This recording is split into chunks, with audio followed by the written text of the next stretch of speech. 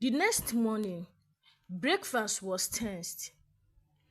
Eric sat across from me, watching me closely.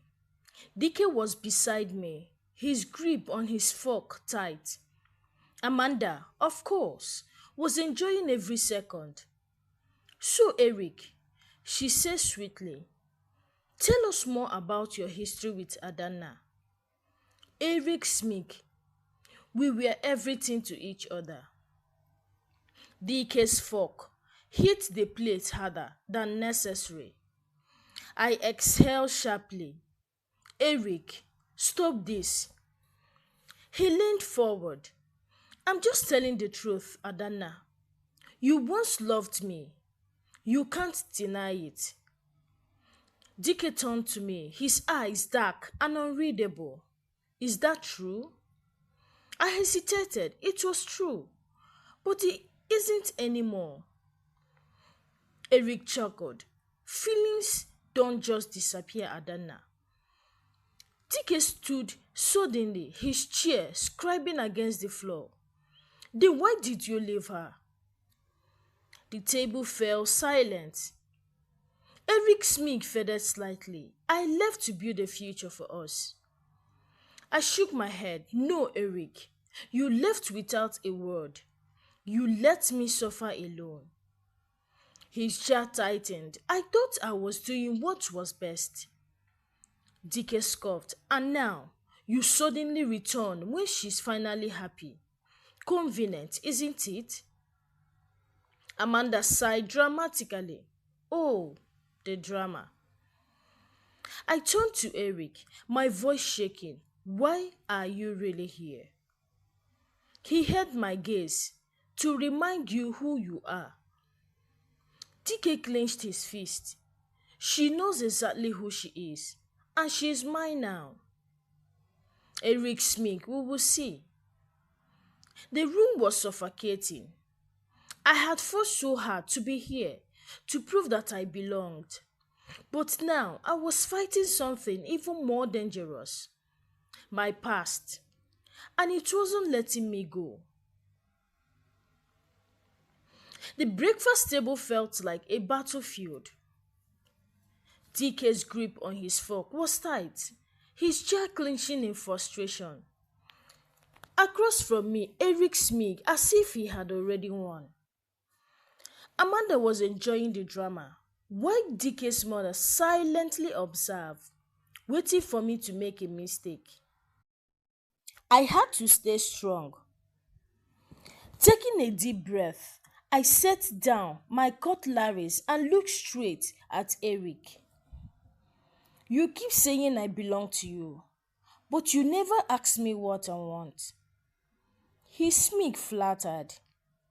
Dicky straightened, his eyes flickering with curiosity.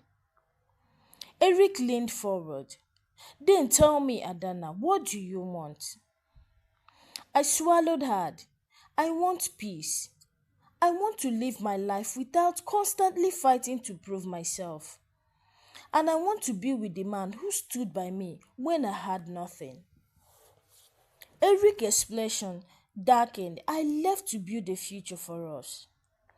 Dicky scoffed, and yet she suffered alone. You abandoned her, and now you expect her to run back to you? Eric's fist clenched. I came back for her. Dicky's voice was dangerously calm. You came back for yourself. The room went silent. I felt the tension cracking between them. Two powerful men refusing to back down. Amanda smirked. Well, this has been entertaining. But if you ask me, Adana, your decision is obvious. Dicky turned to me. It is. His voice was gentle now. Adana, you don't owe him anything. Eric's eyes bore into mine. But I know you, Adana, and I know a part of you remembers. A lump formed in my throat. I had loved Eric once, deeply, but I wasn't the same girl anymore. I had fought to be here, to belong, and now I had a choice to make. I took a deep breath and looked at both men. Then I spoke the word that would change everything. I choose. Silence filled the dining hall.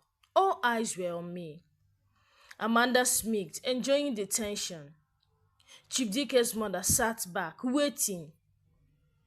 Eric's eyes burned into mine, silently begging me to remember our past. And then there was Dicky. His grip on the table was tight, his expression unreadable, but I could see it, the quiet fear that I might walk away.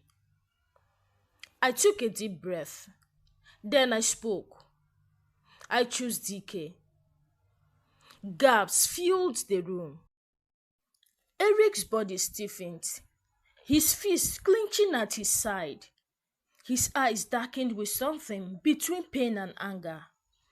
Adana, think carefully. I lifted my chin.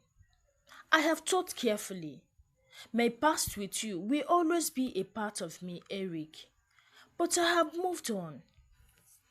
Dicky let out a slow breath. His hands reached for mine under the table, squeezing gently. Eric's jaw tightened.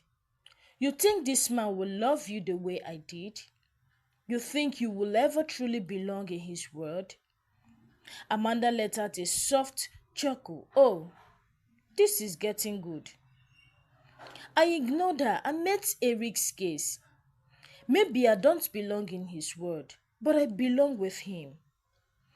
Dicky turned to Eric, his voice firm. She made her choice. You need to respect it. Eric scoffed, and what if I don't? Dicky's jaw clenched. Then you and I have a problem. The air was thick with tension. Amanda sighed, tightening her head. Oh, Eric, it seems your little love story just scratched and burned. Eric's eyes blinking to me one last time. I saw it. The heartbeat, the realization that he had lost me forever. Finally, he exhaled sharply and took a step back. If this is what you want, Adana, then I won't fight you. Relieved washed over me. But just as I thought it was over, Dicky's mother stood. Her cold, unreadable eyes landed on me. This is not finished, she said simply. Amanda grinned, not even close. I swallowed hard. Eric might be leaving, but my battle in this house were far from over. Because now I had an even bigger enemy. Dicky's own mother. Eric was gone, but the war in this mansion has just begun. Dicky's mother stood at the head of the table, her expression unreadable. Amanda, sitting comfortably, traced the rim of her wine glass, her smile glowing by the second. Chief Dicky held my hand firmly under the table. His warmth grounded me, but I could feel the storm coming. His mother finally spoke. So you chose my son? I swallowed hard. Yes, ma. She nodded slowly. And you think that is enough? I hesitated. I love him. Amanda laughed softly, shaking her head. Oh, darling, love is not enough in this world.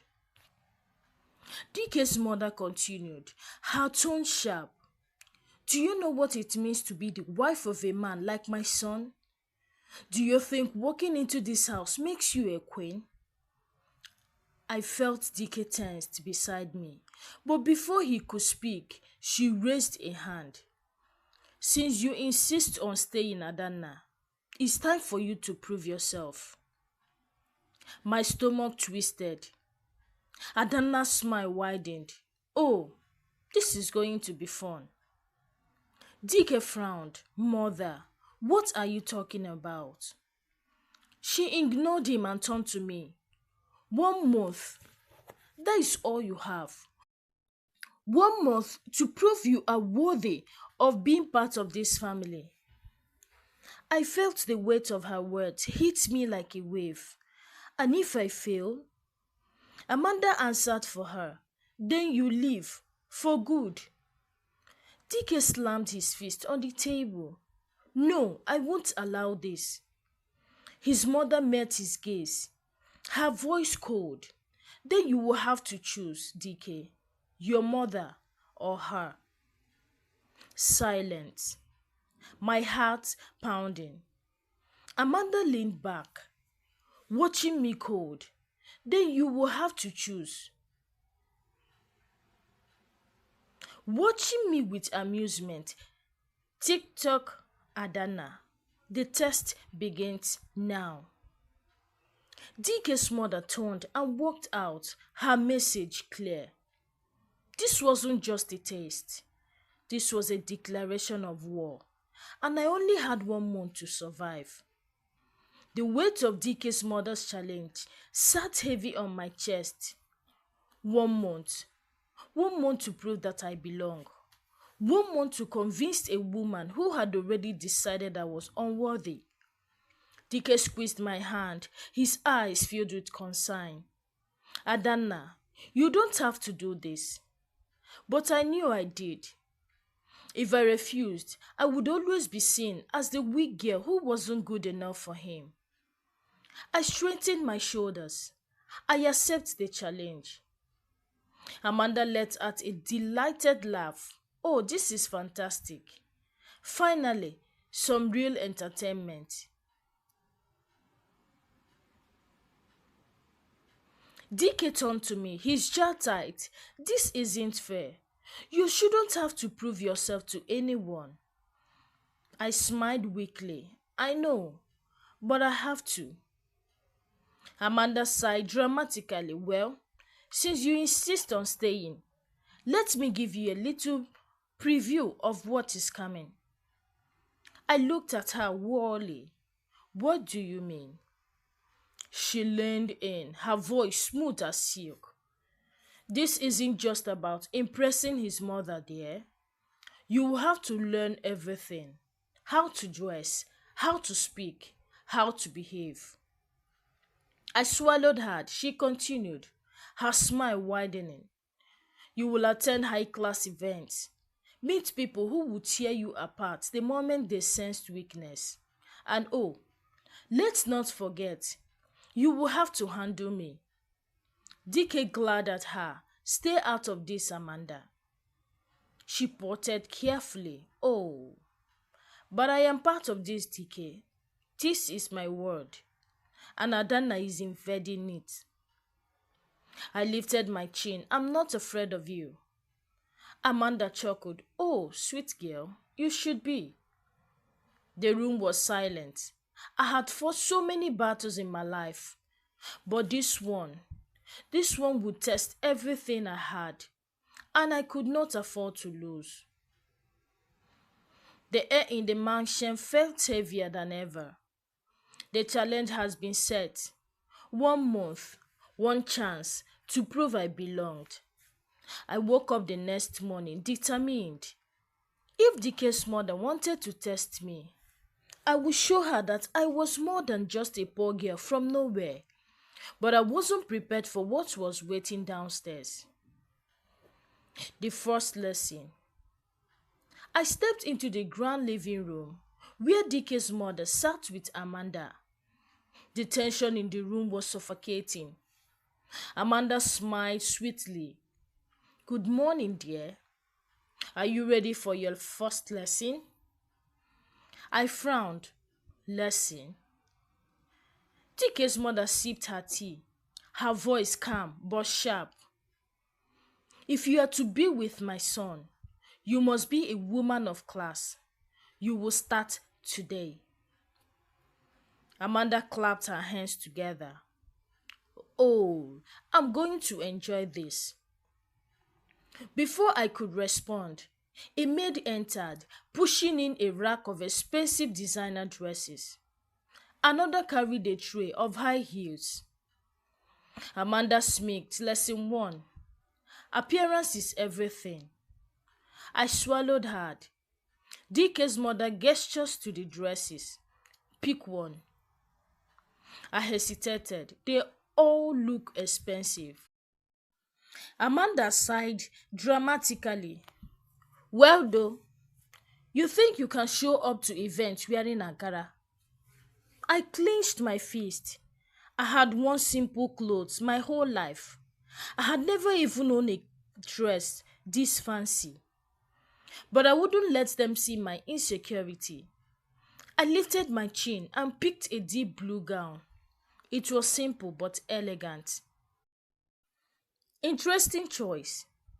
Now put it on, Amanda said. I changed quickly, but when I returned, Amanda's eyes light up with amusement. Oh no, this won't do. I frowned. What's wrong? She grabbed a pair of 6-inch heels and handed them to me. Let's see if you can walk in this. I hesitated, but I refused to back down. Slowly, I slid my feet into the heels. The moment I stood up, I felt unsteady. Amanda grinned. Walk. I took one step, then another. I was wobbling, but I pushed forward. Amanda chuckled. You look like a baby giraffe. Dicky's mother sighed. Pathetic. If you embarrass my son in public, you will leave this house. Their words stung, but I wouldn't give them the satisfaction of seeing me break. I straightened my shoulders and took another step, then another, and another, until I was walking perfectly. Amanda's beak feathered slightly. Whoops! Beginner's luck. Dicky's mother stood. Tomorrow, we work on ethic. Be prepared. I nodded, my leg still aching from the heels. As I turned to leave, Amanda whispered, This is just the beginning, dear. I didn't respond. I had won this round, but I knew this war was far from over. The pain in my feet was unbearable, but I refused to show weakness. I had spent hours walking back and forth in the grand living room, balancing on the impossible high heels Amanda had given me. Every time I stumbled, she laughed. Every time I got it right. And yet I pushed through. When the section was finally over, I made my way back to my room, exhausted.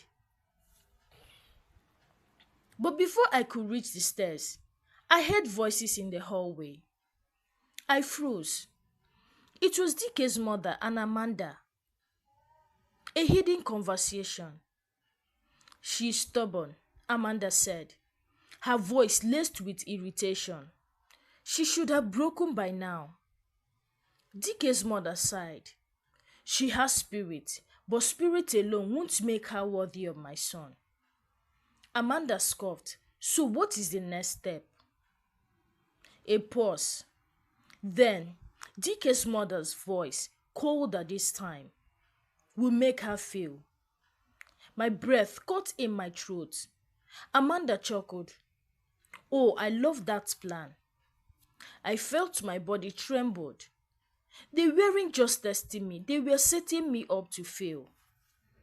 I turned quietly, slipping away before they could see me.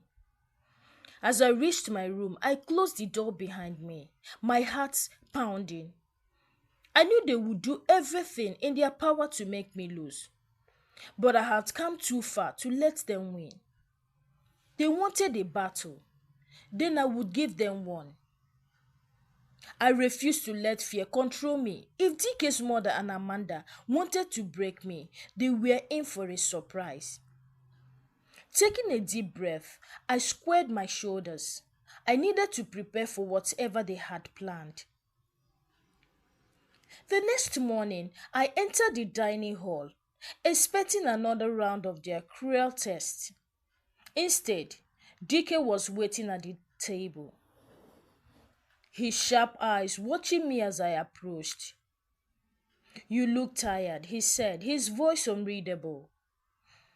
I hesitated, unsure how much he knew, just adjusting to everything. His mother walked in before he could respond, her smile as polished as ever. Amanda followed, smirking as if she had already won. Breakfast was served, and just as I picked up my fork, Dicky's mother spoke.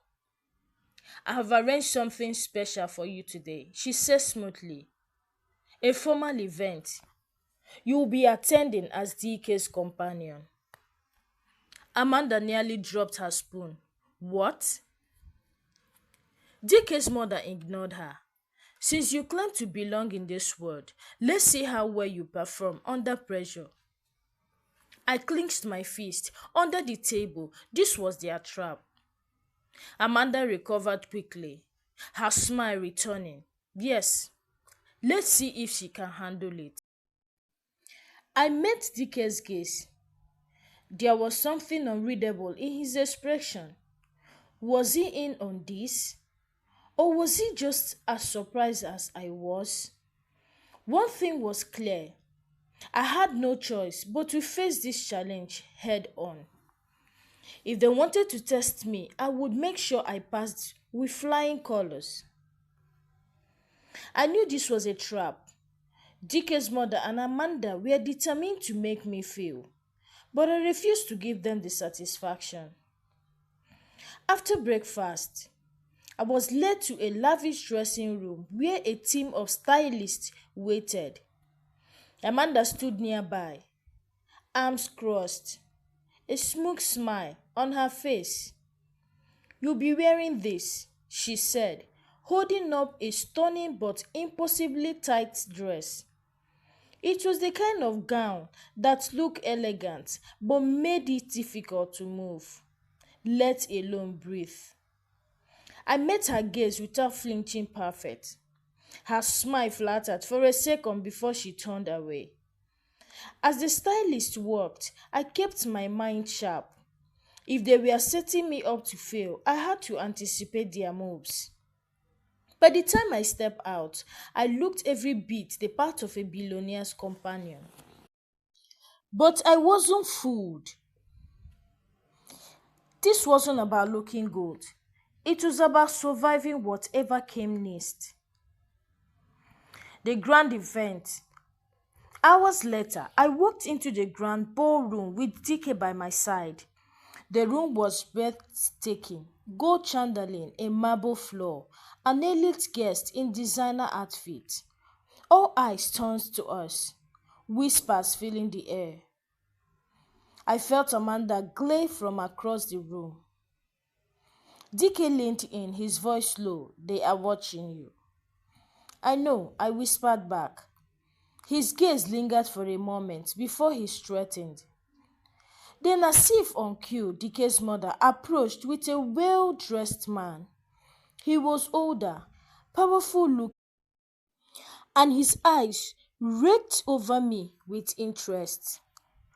"Ah, Mr. Obina," she said smoothly, "meet our guest for the evening."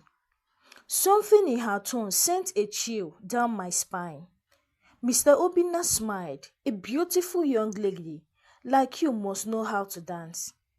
My stomach tightened. This was the test. I had no choice. I placed my hand in his and stepped onto the dance floor, my heartbeat echoing in my ears. As the music started, I realized one thing. If I made a single mistake, they would make sure I never fit into this world. The music started and I took a deep breath. Mr. Obina led me into the dance, his grip firm but practiced. I could feel the weight of every pair of eyes in the ballroom on me, waiting for me to feel. Dicky's mother stood at the edge of the floor, watching with cold amusement. Amanda, her arms crossed, smirked in satisfaction, already convinced I would embarrass myself. But I refused to give them that pleasure. A test of grace. The first few steps were shaky. I wasn't used to dancing with a man twice my size, but I quickly adjusted, keeping my posture straight and my movements smooth. Mr. Obina chuckled, his voice low. You are nervous. I met his gaze, refusing to waver. Not at all. He raised an eyebrow, impressed. Good. Confidence is the key in this world. I focused on the rhythm, letting the music guide me. The tension in the room thickened as I moved effortlessly across the floor. Whispers floated across us. She's actually doing well. I thought she would trip. TK's mother won't like this. Mr. Obina leaned closer, his breath warm against my ear. You surprise me, my dear. Perhaps you do belong in this world after all. Before I could respond, the dance ended, and polite applause filled the room. I turned to see Amanda's face twisted in barely concealed frustration. DK's mother smiled, remained, but her eyes darkened. They hadn't expected me to pass their test. An unexpected turn. Just as I thought I could breathe, Mr. Obina took my hand and turned to DK's mother. My dear friend, he said smoothly, I must say, the girl has potential. In fact, I'll be honored to have her accompany me to my private gala next weekend. My stomach dropped. Amanda gasped. What? DK's mother's expression flinched, but she recovered quickly. That is an interesting proposal. I stole a glance at Dicky. His jaw was clenched, his eyes locked on Mr. Obina. This was another trap, another test. If I agree, I will be walking into their game once again. But if I refuse, they will say I wasn't worthy of this world. I had only seconds to decide. The room fell silent. Mr. Obina's request hung in the air like a storm cloud. Amanda's mouth was still open in shock. Dicky's mother, ever composed, studied me with unreadable eyes. And Dicky, his jaw clenched so tightly, I thought it might crack. I could feel the weight of the moment pressing down on me. This wasn't just about a dance anymore. This was a power move, a dangerous invitation.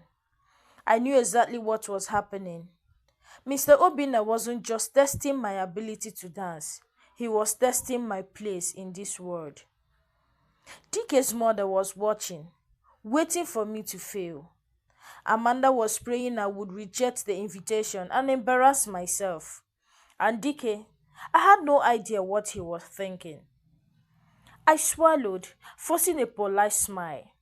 It will be an honor, sir. Mr. Obina chuckled, clearly pleased with my response. Good girl. I will send my driver to pick you up. Dicky's mother finally spoke, her voice smooth but firm. Of course, she will need proper attire. I will make sure she dressed appropriately. Amanda gasped, What? I hid my own surprise. Why was she offering to help? Something wasn't right. A silent warning. As the evening continued, I noticed how Dicky hadn't said a word since Mr. Obina's proposal. Not when people congratulated me, not when Amanda stomped off in frustration, not even when I walked past him to leave. But just as I stepped outside, I felt a firm grip on my wrist. I turned sharply, looking up into Dicky's intense, unreadable eyes. Do you have any idea what you just agreed to? His voice was low, almost dangerous. I swallowed hard. I can handle myself. He exhaled sharply, his fingers tightening around my wrist before he finally let go. Be careful. And with that, he walked away, leaving me with more questions than answers. Dicky's grip on my waist lingered for a second too long. His dark eyes bore into mine, filled with something unreadable. Concern, anger, or maybe something else entirely. Be careful, he repeated, his voice lower this time, almost a whisper. I put my wrist free, my heart pounding. Why do you care? He hesitated just for a moment, then his jaw tightened. I don't. And with that, he turned and walked back into the ballroom, leaving me standing in the dimly lit courtyard, confusing, swelling in my chest. I exhaled sharply, trying to clear my thoughts. Whatever was happening between us, I couldn't let it distract me because I had bigger problems. A plan in motion. The next morning, a knock on my door jolted me awake. I greedily opened it to find Amanda standing there, arms crossed, a satisfied smirk on her lips. Time to get ready, she said, stepping inside without an invitation. Mother has arranged everything for you. I frowned. Arranged what? For your big night with Mr. Obina, of course. My stomach twisted. I had almost forgotten. Amanda's smirk widened at my hesitation. What is wrong? Nervous? I squared my shoulder. Not at all. Good, she said, tossing a shimmering gold gown onto my bed. Then you won't mind wearing this. I glanced at the dress. It was stunning but too tight, too revealing, clearly designed to make me uncomfortable. I met Amanda's gaze, refusing to let her see my doubt. Perfect. Her smirk flattered, but she recovered quickly. We will see. As she left, I sank onto my bed, gripping the fabric of the gown. They were setting me up again, and this time I had no idea what they were planning. An unexpected visitor.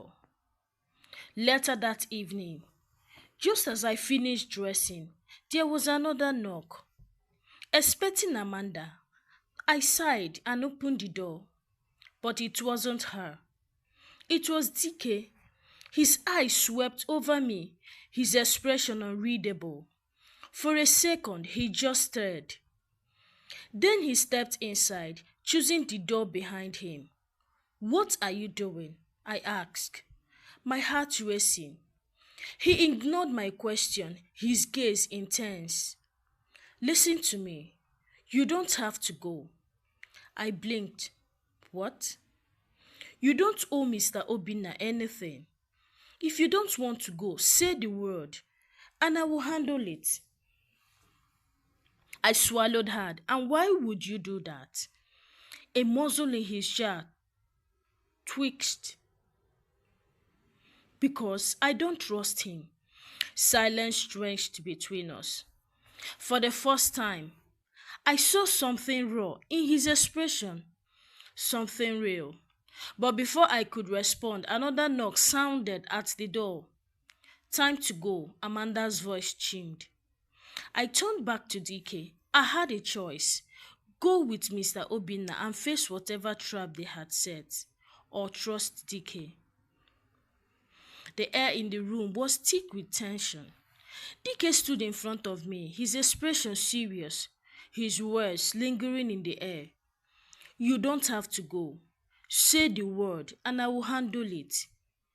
A part of me wanted to say yes, to trust him, to let him pull me away from whatever game his mother and Mr. Obina were playing. But I knew better. I straightened my shoulder. I have to go. His jaw clenched. Why? Because if I run now, they will always see me as weak, I said, my voice firm. I need to show them that they can't break me.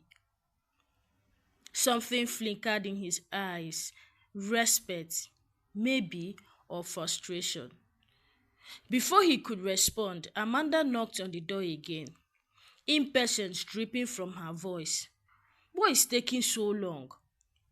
I took a deep breath, stepping past Dicky.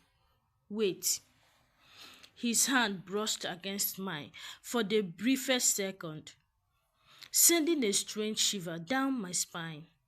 I turned back to him, but whatever he wanted to say, he swallowed it. Instead, he let out a slow breath. Be careful. I nodded once before stepping out. The drive to the unknown. The car waiting outside wasn't just any car. It was a sleek black Rolls Royce, the kind of vehicle that screamed power and wealth. The driver, a stern-faced man in a black suit, held the door open for me. Amanda smirked as I hesitated, having second thoughts. I shot her a cold look before getting inside. The ride was silent, except for the low hum of the engine. My mind raced. What did Mr. Obina really want? Why was Dicky so against me going? And most importantly, was I walking straight into a trap? The gala begins. When we arrived, I barely had time to admire the grand estate before I was ushered inside. The ballroom was more extravagant than the last one. I felt eyes on me immediately. Mr. Obina was at the center of the room, speaking with powerful looking men. But the moment he saw me, he smiled. Hey, my dear, he said smoothly, taking my hand and kissing it. You look stunning. I forced a polite smile. Thank you, sir. His grip lingered just a second, too long before he released me. Come, Mr. Obina said, guiding me towards a private sitting area. We have much to discuss. I swallowed hard, my pulse quickening. I wasn't just here to attend the gala. I was here for something else. And I had a feeling I wouldn't like what it was. The moment I stepped inside the grand hall, I knew something was wrong. The chandelier sparkled, the music played softly in the background, and guests chatted over glasses of expensive wine. But there was a tension in the air, and at the center of it all was Mr. Obina. My heart pounding, I knew this wasn't just about the gala. The game begins. I forced a polar smile and walked over. Hey, my there, Mr. Obina said smoothly. Taking my hand, his grip was firm, too firm. You are even more stunning up close. I pulled my hand away gently. Thank you, sir, he chuckled. No need for formalities. Call me Obina. I nodded, though unease coiled in my stomach. He gestured to the seat beside him. Sit, we have much to discuss. I hesitated, but obeyed. A waiter arrived with a glass of wine. Mr. Obina took his, but didn't touch it. Instead, he studied me. Tell me, he said, do you know why you are here? I swallowed hard. For the gala? He chuckled again, shaking his head. No, my dear, you are here because I chose you. The air around me grew heavy. I see potential in you, he continued, his voice low. You could have power, wealth, influence if you play your card right. I clenched my hands under the table. And what exactly do you mean by that? He leaned forward. I have connections, my dear. I could make you one of the most powerful women in this country. But first, you must prove yourself. I forced my expression to remain neutral. And how do I do that? His smile darkened. You will find out soon enough. A silent warning. Before I could respond, I felt a pair of eyes burning into me. I turned and froze. Dicky stood at the entrance of the ballroom, his expression unreadable. But his eyes were locked on Mr. Obina. And for the first time since I met him, I saw something I have never seen before. Pure, unfiltered rage. The air in the room became thick with tension. Dicky's eye burned with something dark. Mr. Obina, on the other hand, was completely unfazed. He leaned back in his chair, sipping his untouched wine with a knowing smile. You have a protector, I see, he mused, eyes slinking towards Dicky. Interesting.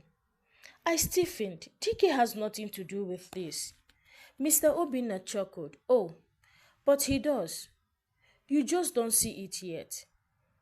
Before I could respond, Dicky was already making his way towards us.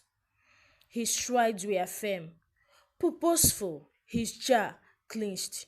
When he reached our table, he didn't acknowledge Mr. Obina. His eyes were on me. We are leaving, he said, his voice low but firm. I blinked. Excuse me? Dicky finally turns to Mr. Obina, his gaze cold. This conversation is over. Mr. Obina smirked, resting his chin on his hand. I don't recall you being the one invited here. Dicky's fist clenched at his side. Dicky, what are you doing? I asked, my heart racing. He exhaled sharply and turned back to me. You don't know what you are getting into. I frowned, then tell me. Silence. For the first time, hesitation flashed in Dicky's eyes. Mr. Obina let out a low chuckle. See, even he knows that some truths are better left unsaid. I turned back to Mr. Obina, suspicions creeping into my thoughts. What exactly do you want from me? I asked. I already told you. Power, wealth, influence, and all you have to do is trust me. Dicky slammed his hand down on the table, making the glasses rattle. She's not for sale. The room went silent. Mr. Obina's expression didn't change, but I saw the amusement in his eyes. This is quite entertaining, he mused. It seems you've become quite protective of her, Dicky. I wonder why. Dicky's entire body tensed, but he said nothing. I was done being spoken about, like I wasn't there. I stood. I don't belong to anyone. But men turned their gazes to me. Mr. Obina smiled. No, my dear, but you have to choose. I swallowed hard. Choose? Between what? Or who? Silence filled the air, thick and suffocating. I could feel Dicky's gaze burning into me. His jaw tight, his hand clenched into fist as he sighed. Across from us, Mr. Obina leaned back in his chair, his smile never wavering. He sipped his wine slowly, as if he had all the time in the world. And maybe he did. Because this was his game, and now I was the prize, the unspoken choice. You have to choose, my dear, Mr. Obina repeated, his voice smooth and silk. Stay with me, and I will make sure you have power, wealth, and influence beyond your imagination. His eyes gleamed, or you can follow him. Dicky stiffened beside me. This isn't about wealth, Dicky said coldly, as she doesn't belong to you. Mr. Obina chuckled. No, she doesn't. But tell me, Dicky, does she belong to you? Dicky's fist tightened. I held my breath. I didn't belong to anyone. And yet, at that moment, I felt like my entire future resting on what would happen next. The distraction. Before I could speak, a commotion erupted from the entrance. A group of men in suits entered, their movements sharp, their presence commanding. They weren't just any guests, they were bodyguards. My stomach twisted. Something wasn't right. Mr. Obina sighed dramatically. Hey, it seems our evening is about to get interesting. I turned to Dicky, but his attention was locked on the men approaching. His body tensed as one of them whispered something in his ear. His expression darkened instantly. Then, before I could react, he grabbed my hand. "We are leaving," he said, his voice urgent. Panic shot through me. "Dicky, what is happening?" He didn't answer. Instead, he pulled me towards the exit. His grip firm but protective. Mr. Obina laughed echoed behind us. "You can run, but you cannot hide, my dear." I shivered because something told me this wasn't over. It was just the beginning. Behind us, Mr. Obina's chilling laughter echoed, mixing with the murmurs of the elect guests who watched the scene unfold. The bodyguard had already started moving towards us. "Dicky, what is going on?" I whispered, my heart pounding. His expression was cold, unreadable. "We need to leave now." But before we could reach the exit, one of the guards blocked our path. A dangerous warning. "Mr. Obina would like you to stay," the guide said, his voice polite but firm. Dicky stepped forward, his posture rigid with tension. "Tell him that is not happening." The guy didn't move. Instead, he pulled out a silk phone, pressed the button, and handed it to Dicky. Dicky hesitated for a moment before taking the phone and pressing it to his ear. I couldn't hear what was being said, but whatever it was, it made Dicky's entire body stiffen. His grip on my hand tightened for a second, then he exhaled sharply and handed the phone back. "We are leaving," he repeated. The guide finally stepped aside. But just as we walked past, Mr. Obina's voice called out from behind us. "You can run, Dicky, but you cannot protect her forever." A cold shiver ran down my spine. A silent drive. The car ride away from the gala was tensed and silent. Dicky sat beside me, his hands gripping the steering wheel tightly. I couldn't take it anymore. "Dicky, talk to me." His jaw clenched, but he kept his eyes on the road. "You shouldn't have gone tonight." I frowned. "You knew something was wrong, didn't you?" His hand tightened on the wheel. "I have known for a long time." I swallowed. What does Mr. Obina want from me? Dicky finally glanced at me, his eyes dark and filled with something I couldn't place. "You don't want to know." A new threat. When we finally arrived back at the estate, I expected relief. But the moment we stepped inside, Amanda was waiting, and she didn't look happy. Well, she sneered, crossing her arms. "You really have a way of causing drama, don't you?" I sighed. "Amanda, I'm not in the mood." "Oh, but you should be," she said, stepping closer. "Because whatever mess you've gotten yourself into, you are dragging us all down with you." I froze. "What do you mean?" Amanda smirked. "You will see soon enough." The tension in the room was suffocating. Amanda Smith didn't waver as she took slow, deliberate step towards me. "You really don't know what you've done, do you?" she whispered, her voice laced with amusement. Dicky exhaled sharply. "Amanda, stay out of this." She ignored him, her eyes locked on me. "You think Mr. Obina would just forget about tonight? You embarrassed him. He doesn't take humiliation lightly." A chill ran down my spine. I had known tonight would be dangerous, but I hadn't considered how far Mr. Obina's influence stretched. Dicky stepped forward. "She's under my protection." Amanda laughed. "And you think that would be enough?" For the first time, real fear crept into my heart. A sudden decision. I turned to Dicky. "Tell me the truth. Who is Mr. Obina?" Dicky hesitated, but then, with a sigh, he finally spoke. He is not just a businessman. He is powerful in ways you don't want to understand. And when he sets his sight on something or someone, he doesn't stop until he gets what he wants. I swallowed hard, so what do we do?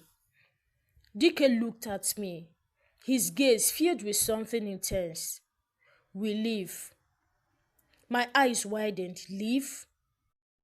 Yes, he said firmly. I have resources. I can get us out of here before he makes his next move. But we have to go now. I hesitated. If I left, I would be leaving behind everything I have ever known. But if I stay, I wasn't sure what would happen to me. I glanced at Amanda, expecting her to gloat. But for the first time, I saw something in her eyes. Worry. Even she knew how dangerous this was. I turned back to DK and nodded. Let's go. The final escape. Within an hour, DK had arranged everything. A private plane, a new start. As we drove away from the estate for the last time, I stared out the window, my heart pounding. I wasn't sure where we were going or what the future held. But I knew one thing. I was done being a pawn in their game. DK reached for my hand, squeezing it gently. You are safe now. I let out a breath I hadn't realized I was holding. For the first time in my long time, I believed him. Immediately, Chief Dicky and Adanna left. Amanda cried out loud, No! I have lost everything. I can't have him now. She packed her things and left, weeping. When Chief Dicky's mother realized Dicky and Adana has left for good, she became lonely and worried. Chief Dicky and Adana waited without inviting Dicky's mother. And Adana's stepmother heard about it. She opened her mouth and couldn't close it out of surprise. The end. So, besties, what did you learn from this story? Kindly share with me your lesson in the comment section. Give the story a thumbs up and share the story with your loved ones also. Subscribe to this channel if you've not done so by now. Until I bring another story your way. Bye for now.